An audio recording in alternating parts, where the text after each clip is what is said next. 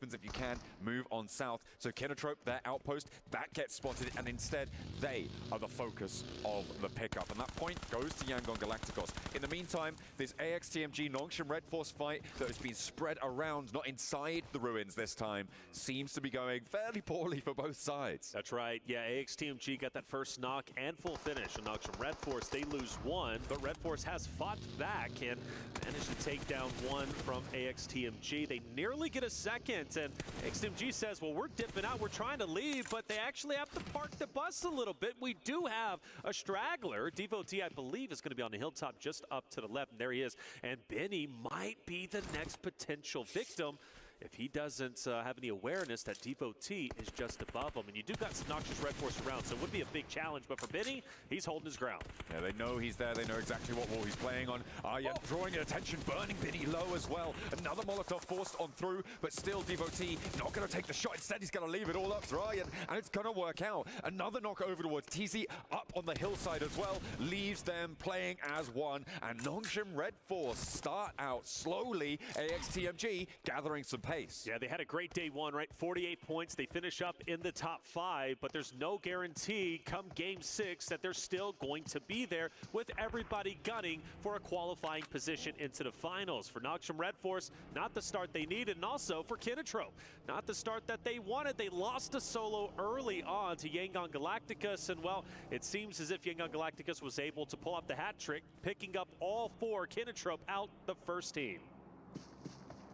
Trying to rotate down south, trying to get a little bit fresh and try and third-party that Paradise Resort play. Yangon Galacticos are ready for it. So it's not just R8 who are looking at adaptation of how Kinotrope walked into a building and did not walk down. That's right. Solo was taken down very early on. Yangon Galacticos said, well, let's take advantage of this. Let's push into Kinotrope. We know we're about high alert, but for R8, this is a must-win fight. The shots are starting to ring out. Regnum Karya is going to strike first. Immediately getting that flush as well, earning that point. Damar steps up with the DPS, but it's just a little bit out of range to fully connect, and Regnum Karya just keep this unlocked. 2 players almost immediately. They survive, follow it up. That's going to do a lot of damage. Not quite finding the flush just yet.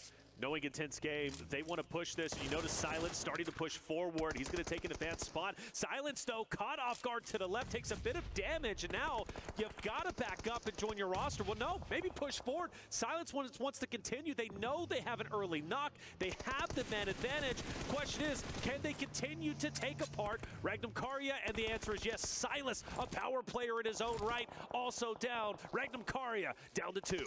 And there is a res coming on through. Toshpik next to fall down to the floor there, and Regnum Karya all of a sudden relying on Loxy, but he has got the beans. Let's see if he can jump into the fight. Silence now, going low behind the car, will have to hide, go for the heal. Loxy on full XP, but he threads the needle, and the shot is good. A 1v2, Yangon Galacticos could potentially move into third party, but they've backed off. He's still going. Loxy has more legs in this. Yeah, Loxy definitely could pull this off if he's careful. Petrino, though, snake in the grass through the smoke. I think he's going to be the linchpin. Loxy takes damage. Forced to retreat, and that's going to be, I believe, SayCloud, if I'm not mistaken, just from behind, taking him out with the third party. A big flex out into the blue zone there from on the southeast edge. Finally an answer over towards Yangon, over towards Gamax, sorry, but that's Alpha 7 out. 7 set it on the desk. They need to kick off with a win. They've just been denied that. Neptura set it on the desk. So do the other Brazilian teams. And sincerely don't know what it is. Well, Power seem to have found it. They are going to mount up for an approach towards AXTMG's players who are starting to flag. I think it's just Devotee left. There's nade pouring in on his rock, and it looks like they know exactly where he is. A slow approach from Power onto this circle. I said that they could be the wild card here on the southwestern side, but they have played it sensibly. They've lost 1 player in this fight, but they have managed to rack up a point. They're looking to clear out slowly and methodically. E-Arena, I'm worried about what they could do to this one, though. You can see them start to poke their noses in from the east edge. You've also got Influence Rage, who have gone 2-2 on the western side. Yeah, Influence Rage is going to be B. I think that's going to be the team to try and maybe third party this truly from Team Power's perspective. But you do mention E-Arena, and Joker is relatively close, so he can push up. So worst case, even when Hora ends up winning this, they need to move forward, and you got Falcons who who's ready to gun you down. Gamex as well, and I'm loving where Fireflux is currently at, pretty much having the only hard cover POIs outside of Narvalo and Ralph and Redox, who's going to be for Falcons, relatively split. Gamex has been on a terror. 4 eliminations, I know that doesn't seem like much, but for a Gamex roster who has yet to show themselves, not only do they take down Alpha 7, but they're also challenging the top dogs of Falcons, who are currently up top. But this fight, this push up the hill, it's almost impossible. It is very, very difficult when you're dealing with players that are sat up in that watchtower. You need to plant those nades in. You need to be accurate and deadly with them. But Ralph seems to know where he's fighting against. So do they. They bobble a nade over, but don't find the knock. They need some backup here. It is just Ralph on this position. Narvalo is off in the distance. They're playing split right now. And Arthur puts another stone up. Oh, but the top doesn't fully connect. In the meantime, Narvalo's soloing Ora on that northeast side. And actually, Ora could change the tune of this one. Yes, they could roll straight into Gamax instead of uphill towards Ralph. They absolutely could, and if they take down Gamex, surely they're going to take down the 2 from Team Falcons.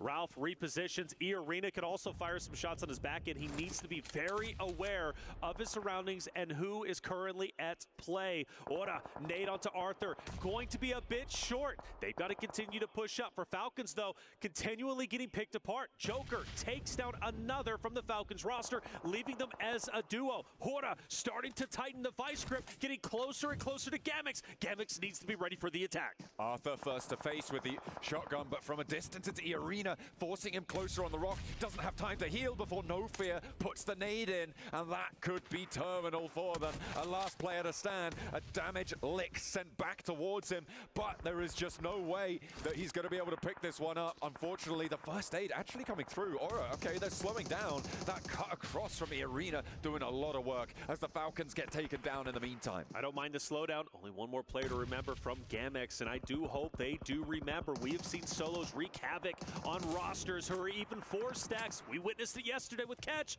We can witness it once again here. E-Arena starting to take down Influence Rage. The solo from Gamex getting active onto Hora. Jiggle's going to be down. Luckily, they recover. They take him out. The question is, will Hora have to fight at it with 3? Yes, they will. A full elimination law. He'll go ahead and die to the blue zone. We're down to our top 3 at the moment, and a great start for on the high ground as well. You can see what a lovely angle Mormon has. So does No Fear over towards Fireflux, and it is really trading off that aggro. Ora, they do lose one to a knock, and E-Arena should have this on lockdown as 2 players now sit right on the back to the blue for Ora.